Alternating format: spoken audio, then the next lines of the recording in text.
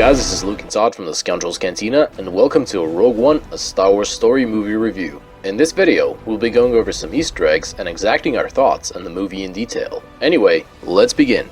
Rogue One, a Star Wars story, turned out to be everything we wanted it to be, even though the story was never necessary to be told, because we could have gone without Rogue One, and the Star Wars story would still make sense, but we're so glad it was told because everything was done right, and the movie was simply a masterpiece. As we always say, when they make fill-in stories in between the movies, they never make a mistake, just like in the Clone Wars and Rebels TV shows. Even though the characters were great, and it is a real shame that we will be not seeing them again because we haven't had enough of them. The story is basically what we all expected it to be because we knew that their mission would be a success, right? But even though we knew that, it had so many surprises in it and our minds were totally blown away. It felt like we were watching the last episode of Season 2 Rebels, or perhaps the Season 6 of the Clone Wars, with so many Easter eggs and important stories. By our thoughts, this is probably the last good Star Wars movie that we'll be seeing from Disney because the sequels are very bad already compared to this. And the Han Solo movie is simply something that's doomed to fail with a different actor as Han Solo and a very unimportant story, which was okay just the way it was from the EU.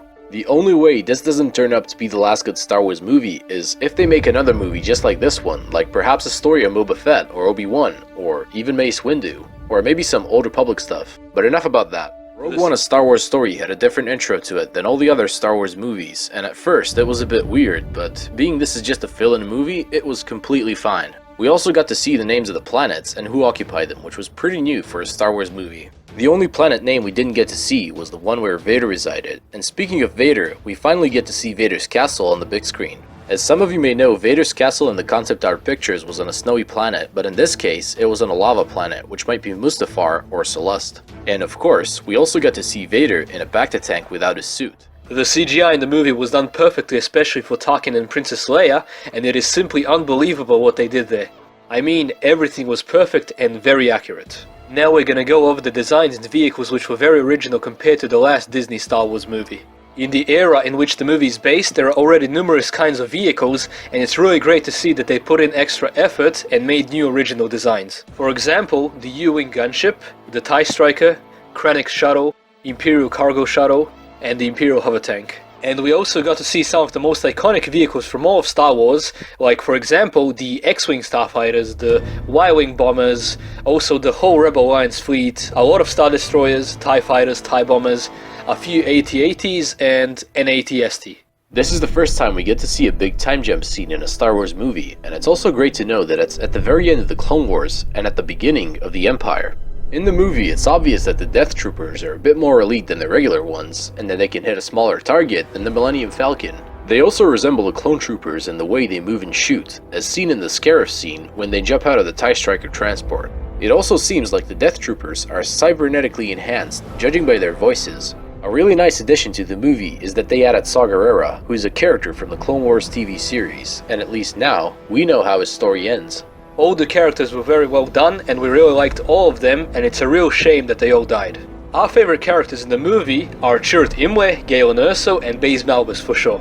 The good thing in Rogue One is that all the characters had almost equal character development. We really like Chirrut's connection and view on the Force, and also his relationship with Baze. We wish that Galen Erso had more screen time because Mads Mikkelsen bloody nailed it. And also we find out that he's the one who made the Death Star's weakness and hope for the rebellion and the entire galaxy.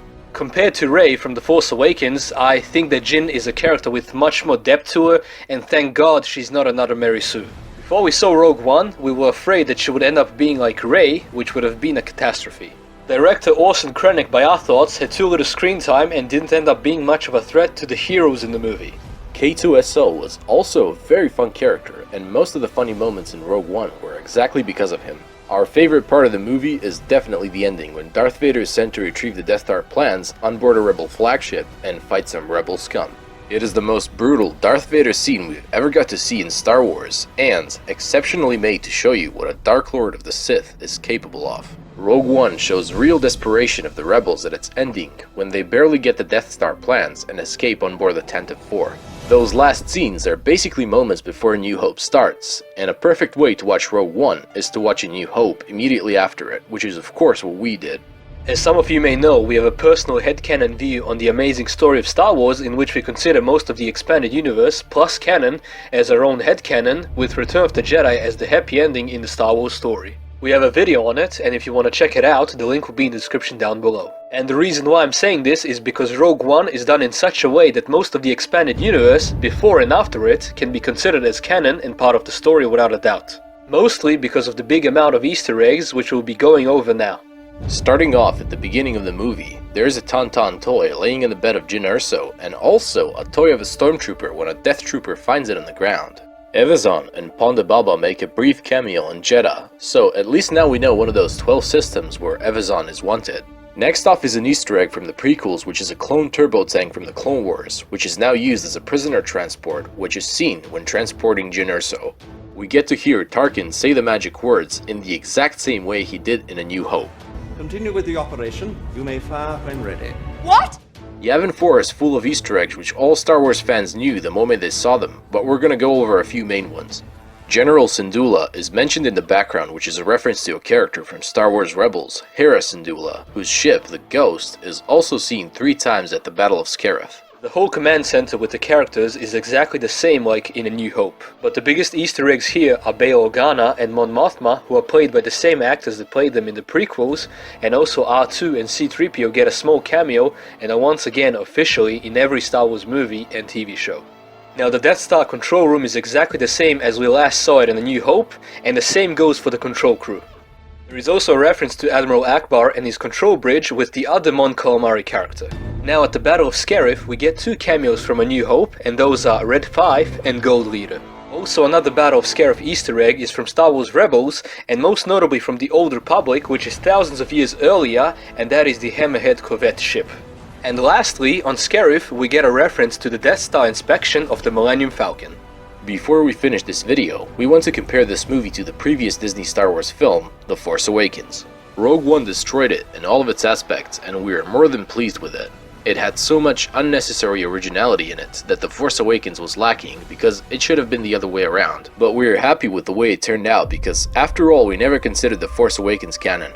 The Battle of Scarif had hundreds of ships from all sides, and in The Force Awakens when the Resistance attacked Starkiller Base, all they had was 12 X-Wing starfighters. Also comparing the complex idea of the Death Star, which makes complete sense with Starkiller Base, is simply 2 worlds apart. Director Gareth Edwards did an amazing job, and Rogue One, a Star Wars story, is simply a jewel in the Star Wars universe. The only con in the movie is kind of the music, because it wasn't too memorable, but it was still okay. We completely accept this amazing story in our headcanon and thank God for this beautiful, fun piece of art.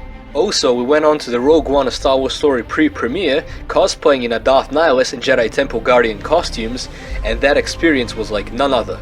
Anyway guys, this is it on the Rogue One, a Star Wars story movie review, and we hope you all enjoyed it, and if you did, like and subscribe for even more videos like this one. And of course, tell us in the comments down below what you think about the movie. And remember guys, God is awesome, may the Force be with you always, and we'll see you in another video. You rebel scum. This party's over.